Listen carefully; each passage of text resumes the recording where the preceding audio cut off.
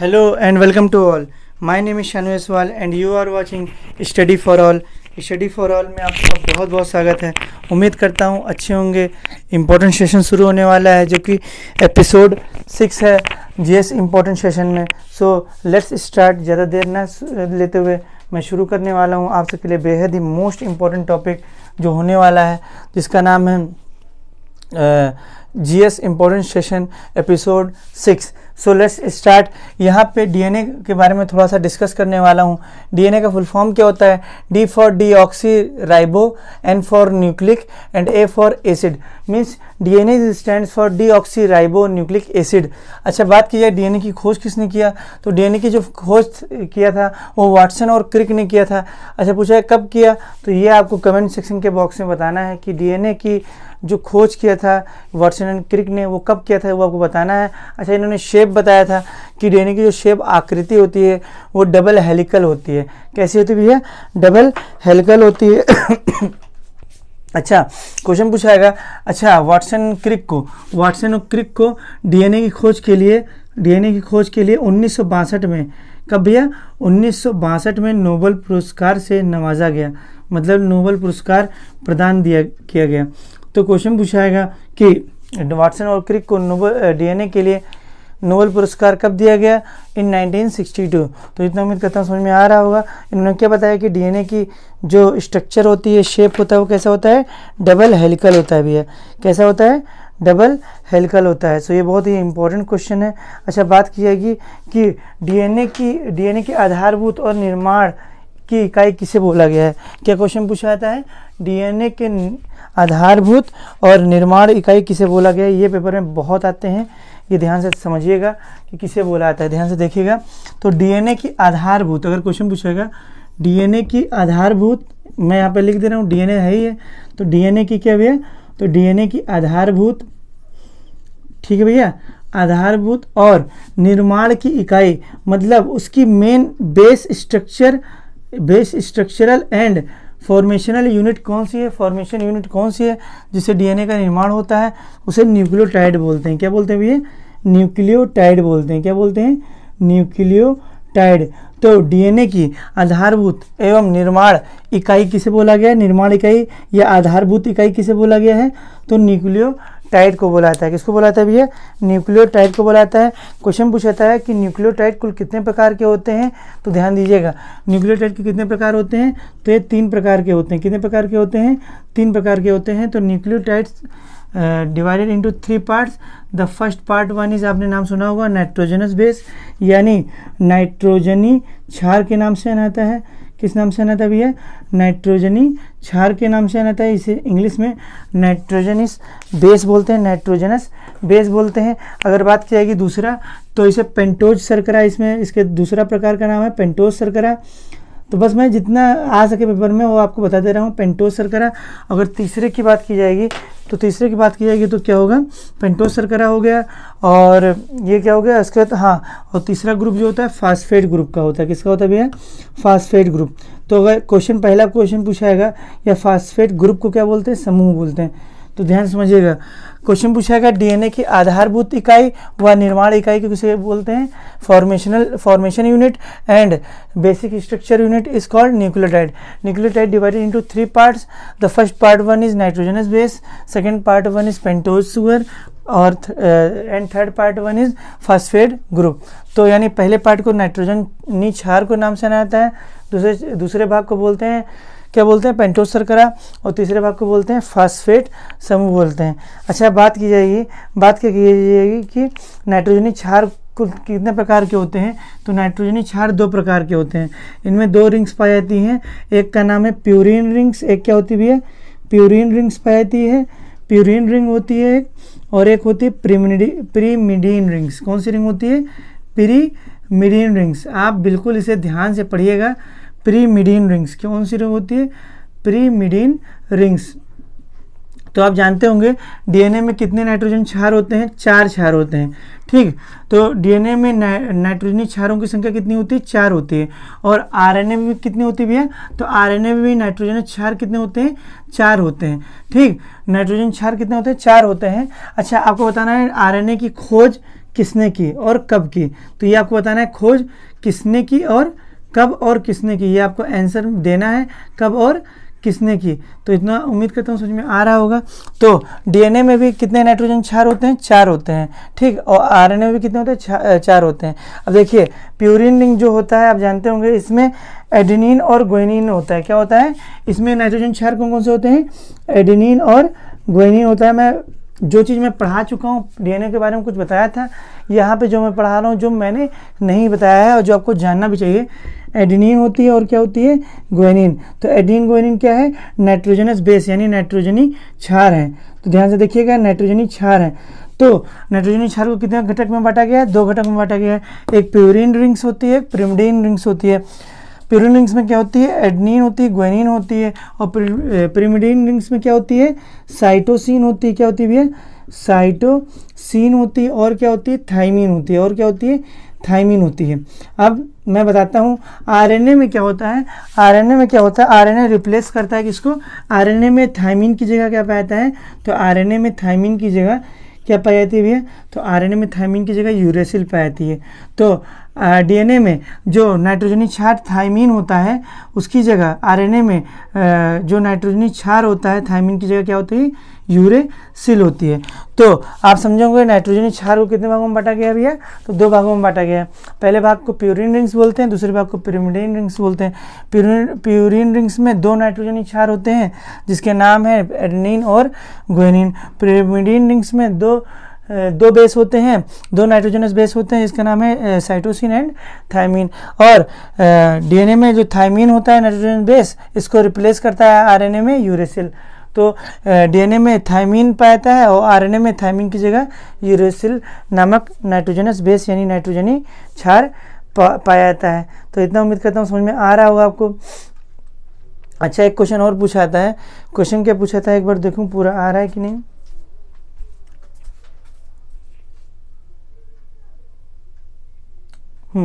पूरा आ रहा है, आप समझिएगा। क्वेश्चन ये पूछा जाता है कि डीएनए की मात्रा को किसमें मापा जाता है। तो ध्यान से देखिएगा डीएनए की मात्रा को किसमें मापा जाता है। तो क्वेश्चन बहुत ही मोस्ट इंपॉर्टेंट है कि डीएनए की मात्रा को किसमें मापा जाता है भैया। तो डीएनए की मात्रा को आप पिकोग्राम में मापा जाता है। किसमें मापा जाता है भैया, पिकोग्राम में मापा जाता है। किसमें मापा जाता है, पिकोग्राम में।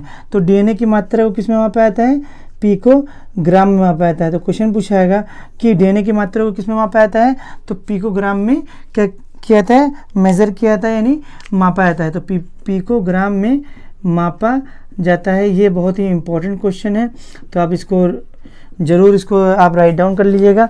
तो इतना उम्मीद करता हूँ समझ में आया होगा। डीएनए की खोज वाटसन एंड क्रिक ने की, डबल हेलिकल स्ट्रक्चर बताया कि इसकी शेप होता है। इन 1962 में इसको नोबेल पुरस्कार दिया गया। अब मैं पूछा हूँ कि डीएनए खोज कब हुई और आरएनए खोज कब हुई और किसने की। तो मैं इसको रफ कर दे रहा हूँ, जबकि मैंने बताया है डीएनए आरएनए की खोज किसने की। अब आपको ये बताना है किसने की और कब की, और डीएनए की खोज कब हुई। तो 3 क्वेश्चन आपको आंसर ज़रूर देने हैं कमेंट सेक्शन के बॉक्स में। अब मैं बढ़ता हूँ आगे की ओर, जिसमें पूछा आता है, क्वेश्चन पूछा गया था कि जीन बैंक। क्वेश्चन पूछा था जीन बैंक क्या भैया, क्या क्वेश्चन पूछा जाता है। हाँ, तो जीन बैंक में किसको रखा जाता है, तो ध्यान दीजिएगा। तो जैसे मान लीजिए जीन बैंक से क्वेश्चन पूछा जाता है कि, और क्वेश्चन ये पूछा था कि जीन बैंक में किसको रखा जाता है। तो ध्यान दीजिएगा जीन बैंक में सेल्स को रखा जाता है यानी कोशिका को रखा जाता है। और किसको रखा जाता है भैया, तो कोशिका के साथ साथ सेल को रखा जाता है और साथ साथ किसको रखा जाता है, टिश्यू को रखा जाता है। टिश्यू का मतलब मैं बताना चाहता हूँ ऊतक को रखा जाता है। टिश्यू को हिंदी में क्या बोलते हैं, ऊतक को रखा जाता है। अब मैं क्वेश्चन पूछ रहा हूँ आपसे, सेल का अध्ययन किसमें करते हैं, साइटोलॉजी में करते हैं। किसमें करते हैं, साइटोलॉजी में किया जाता है। तो आंसर आपको देना है कमेंट सेक्शन बॉक्स में कि टिश्यू का अध्ययन किसमें किया जाता है, टिश्यू का स्टडी किसमें किया जाता है। तो साइटोलॉजी में सेल की स्टडी की जाती है। तो बताना है आपको कि टिश्यू का अध्ययन किसमें किया जाता है, ये आपको साइंस बताना है। तो अच्छा टिश्यू किसे कहते हैं, तो टिश्यू किसे कहते हैं, तो groups of cell is called tissue. Groups of cell is called tissue. मतलब कोशिकाओं के झुंड को, जब एक कोशिका है तो उसे कोशिका बोलेंगे, जब कई सारी कोशिका आपस में इकट्ठा हो जाएंगे, एक झुंड बनाने ग्रुप्स बना लेगी तो उसे टिश्यू बोलते हैं। तो सेल्स इज कॉल्ड क्या बोलते हैं, टिश्यू बोलते हैं। क्या बोलते हैं भैया, टिश्यू बोलते हैं। तो इतना उम्मीद करता हूँ समझ में आया होगा।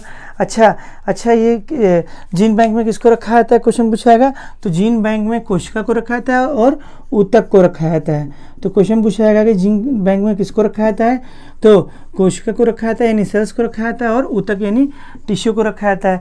तो इतना उम्मीद करता हूँ समझ में आया होगा। क्वेश्चन पूछा जाता है कितने डिग्री सेल्सियस पे रखा जाता है और किस में रखा जाता है। तो क्वेश्चन पूछा था कि जीन बैंक में कितने डिग्री सेल्सियस में सेल्स को और टिश्यू को रखा जाता है। तो ध्यान दीजिएगा -196 डिग्री सेल्सियस में रखा जाता है। कितने डिग्री सेल्सियस में रखा जाता है, -196 डिग्री सेल्सियस में रखा जाता है। सोच लिए कितना तापमान नीचे न्यूनतम स्तर पर रखा जाता है। अगर जीन बैंक में सेल्स को और टिश्यू को, बहुत बड़ी बात है, शरीर से बाहर रखना है, तो किस बैंक में रखते हैं, जीन बैंक में रखते हैं सेल और टिश्यू को। कितने डिग्री सेल्सियस पर रखा जाता है, 196 डिग्री सेल्सियस, तभी सेल और टिश्यू सही से फंक्शन परफॉर्म कर सकते हैं। अगर इतने पे नहीं रखा गया तो सेल फंक्शन लेस हो जाएंगे, टिश्यू फंक्शन लेस हो जाएगी। अच्छा, किस में रखा जाता है, तो लिक्विड अमोनिया में रखा जाता है।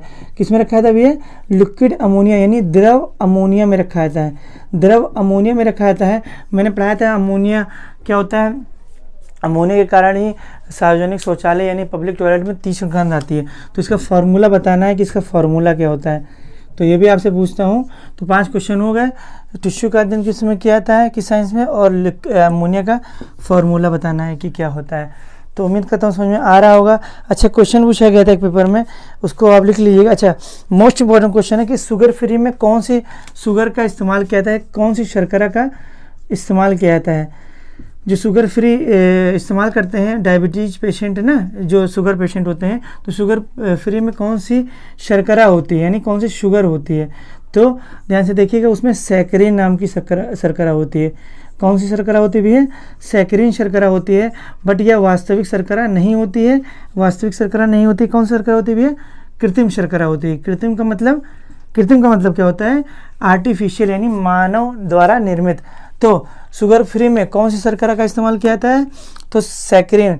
जबकि वह वास्तविक शर्करा क्या होती है, जैसे ग्लूकोज हो गया, फ्रुक्टोज हो गया, सुक्रोज हो गया, तो वो वास्तविक शर्करा है, नेचुरल सैकराइड है।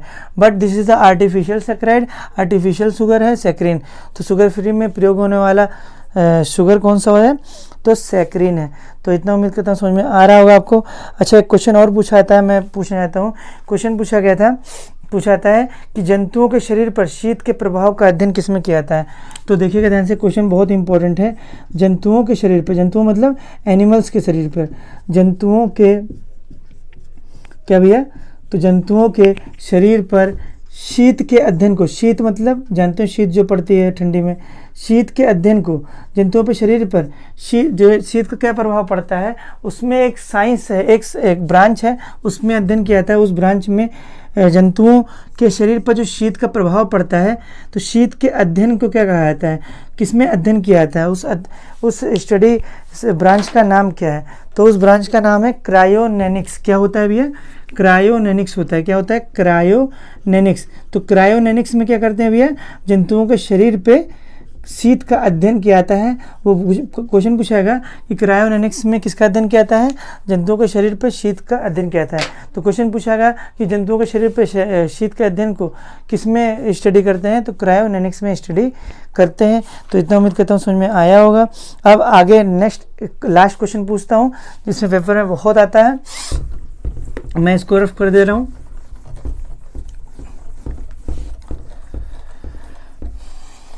तो बहुत ही कुछ जानने को मिला होगा आज इस सेक्शन में। अब ध्यान से समझिएगा। अब अगर क्वेश्चन पूछूं मैं कि, अगर क्वेश्चन पूछता हूं मैं कि काला सोना किसे बोलते हैं, क्या क्वेश्चन पूछाएगा कि काला सोना किसे बोला गया है। तो पेपर में आपने सुना होगा कोयला। कोयला कैसा लगता है भैया, काला होता है। और सोना क्यों संगत दी है, क्योंकि हमारे डेली लाइफ में कोयला से ही क्या होता है, हमें ईंधन प्राप्त होता है। ठीक, ध्यान से समझिए। तो काला सोना किसे बोलते हैं, ब्लैक गोल्ड किसे बोला गया है, तो कोल को बोलते हैं। तो कोयला को क्या बोला जाता है, तो काला सोना के नाम से जाना जाता है। तो कोयला को क्या बोलते हैं, काला सोना के नाम से जाना जाता है। क्वेश्चन पूछा जाता है कि सफ़ेद सोना किसे बोला जाता है। दूसरा क्वेश्चन पूछा जाता है कि सफ़ेद सोना किसे बोला जाता है। ध्यान से समझिएगा, सफ़ेद सोना। तो ध्यान से देखिएगा, सफ़ेद सोना पहला क्वेश्चन पूछा है, तो सफ़ेद सोना को बोलते हैं, ध्यान से देखिएगा, कपास को बोला जाता है। किसको बोला जाता है? तो सफ़ेद सोना किसको बोला जाता है?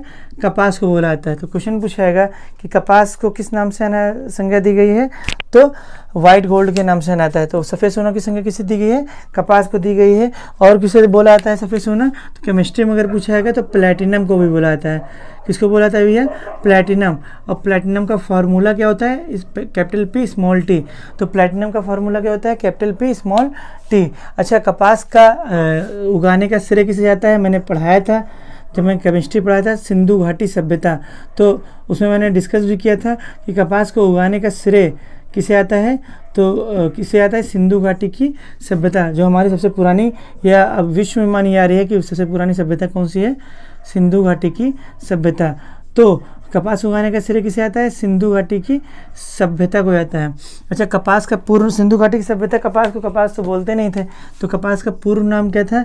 तो जिसे सिंधु घाटी सभ्यता बोलते थे तो सिंडेन के नाम से आना था। किस नाम से आना था भैया? सिंडेन के नाम से आना था। तो इतना उम्मीद करता हूँ समझ में आ रहा होगा। अब बात की जाए नेक्स्ट क्वेश्चन की, तो नेक्स्ट क्वेश्चन पूछाता है हरा सोना। किसकी क्या पूछाता है भैया? हरा सोना। बहुत ही मोस्ट इंपॉर्टेंट क्वेश्चन है, इसीलिए हरे मार्कर से लिख भी रहा हूँ। हरा सोना किसे बोलते हैं? तो पहला बात की जाए तो अफीम को भी बोला जाता है। तो अफीम के साथ साथ किसको बोला जाता है? मोस्ट इंपॉर्टेंट है, दोनों पेपर में पूछा जाता है, स्टार बना दीजिएगा। और बांस को भी बोला जाता है। तो हरा सोना की संज्ञा किसे दी गई है? तो अफीम को बोला जाता है और बांस को बोला जाता है हरा सोना। अच्छा, ध्यान से देखिएगा, बांस क्वेश्चन पूछा किस कुल का पौधा है? तो ये घास कुल का सबसे लंबा पौधा माना जाता है। ये पहला क्वेश्चन पूछा है किस कुल का पौधा है ये? तो घास कुल का पौधा है। ठीक, ग्रास फैमिली का ये प्लांट है, तो घास कुल का ये पहली बात पौधा है। और घास कुल का यहीं पे लिख दे रहा हूँ सबसे लंबा पौधा। अगर पेपर में आएगा जीएस के सेक्शन से कि घास कुल का सबसे लंबा पौधा कहलाता है, तो घास कुल का सबसे लंबा पौधा क्या कहलाता है? बांस कहलाता है। अब ध्यान दीजिएगा, इसकी वैल्यू बहुत है। इससे हम क्या बनाते हैं? तो कागज़ बनाते हैं अच्छी किस्म का। अच्छी किस्म का हम क्या तैयार करते हैं भैया? अच्छी किस्म का हम कागज़ तैयार करते हैं। तो इतना उम्मीद करता हूँ समझ में आ रहा होगा। अब आपको बताना है कागज़ के लिए उत्तर प्रदेश का कौन सा जिला फेमस है। तो उत्तर प्रदेश का कौन सा आपको जिला कागज़ के लिए फेमस है, ये आपको कमेंट सेक्शन के बॉक्स में बताना है। अब बांस को हाल ही में किसकी संज्ञा दी गई है? तो एटीएम की संज्ञा दी गई है। किसकी संज्ञा दी गई है? एटीएम की संज्ञा दी गई है। तो बांस को हाल ही में किसकी संज्ञा दी गई है? एटीएम की संज्ञा दी गई है। तो आपको एक क्वेश्चन में यहाँ पर पूछ रहा हूँ, तो एटीएम का फॉर्मूला क्या होता है? एटीएम फॉर्मूला पूछ रहा हूँ, बहुत साइंस हो गया। एटीएम का फुल फॉर्म क्या होता है, ये भी आपको कमेंट सेक्शन के बॉक्स में बताना है। बहुत ही सिंपल सा क्वेश्चन पूछा है मैंने कि एटीएम की फुल फॉर्म क्या होता है। तो बांस को एटीएम की संज्ञा दी गई है। बांस घास कुल का सबसे लंबा पौधा है, घास मतलब ग्रास फैमिली में आता है, इसको रखा गया है। इससे क्या तैयार किया जाता है? तो अच्छी किस्म का कागज़ तैयार किया जाता है। दूसरा क्वेश्चन पूछा था मैंने कि कागज़ के लिए यूपी का कौन सा डिस्ट्रिक्ट फेमस है। तो इतना उम्मीद करता हूँ समझ में आ रहा होगा। अच्छा, एक क्वेश्चन और पूछा था कि द्रव सोना किसे बोलते हैं। क्या क्वेश्चन पूछा था भैया कि द्रव सोना की संज्ञा किसे दी गई है? तो सिंपल सा बात है, द्रव और लिक्विड फॉर्म में, और सोना मतलब बहुत ही बहुमूल्य है, तो पेट्रोलियम को बोला जाता है। तो द्रव सोना की संज्ञा किसकी दी गई है? किसे दी गई है? तो पेट्रोलियम को बोला जाता है। किसको बोला जाता है भैया? पेट्रोलियम को बोला जाता है। तो इतना उम्मीद करता हूँ समझ में आया होगा। अब बात की है नेक्स्ट क्वेश्चन की, लास्ट क्वेश्चन, जिसे बोलते हैं झूठा सोना। पेपर में बहुत बार पूछा गया है कि झूठा सोना किसे बोला जाता है। तो झूठा सोना बहुत ही इंपॉर्टेंट क्वेश्चन है, केमिस्ट्री के प्रोस्पेक्टिव से अगर आए तो बहुत ही बार पेपर में पूछा जाता रहा है। तो ध्यान से देखिएगा, झूठा सोना किसे बोलते हैं? तो आयरन पायराइड्स को। किसको बोला जाता है भैया? आयरन पायराइड्स को। आयरन का फार्मूला क्या होता है? Fe होता है। और पायराइड्स का पायराइड्स क्या है? पायराइड्स। ठीक, पायराइड्स। तो इसका फार्मूला क्या? आयरन का फार्मूला Fe और पायराइड्स का फार्मूला H2, यानी इसका फार्मूला बनता है आयरन पायराइड्स का FeH2। इसे क्या बोला गया है? तो देखिए, आयरन पायराइड्स को या झूठा सोना, आयरन पायराइड्स को बेवकूफ़ों का सोना भी बोलते हैं। देखिए, सोना ऐसा लगता है तो झूठा सोना है, तो सोना लग तो रहा है सोना ऐसा, लेकिन सोना नहीं होता है, तो इसीलिए इसे झूठा सोना बोला जाता है। और बहुत लोग इसको देखकर गेस नहीं कर पाते हैं, खुद वो प्रश्नचित हो जाते हैं कि ये तो सोना ही है, बट ये बेवकूफ़ बन जाते हैं, मूर्ख बन जाते हैं, इसीलिए इसे बेवकूफ़ों का सोना भी कहते हैं। तो आयरन पायराइड्स इडियट्स को झूठा सोना या फिर बेवकूफ़ों का सोना भी कहते हैं। इसीलिए इसका फुल फार्मूला क्या है, तो FeH2 है। सो उम्मीद करता हूँ समझ में आया होगा काफ़ी कुछ इस सेशन से। तो लाइक कीजिएगा, शेयर कीजिएगा एंड सब्सक्राइब कीजिएगा। Thank you for watching and keep it up.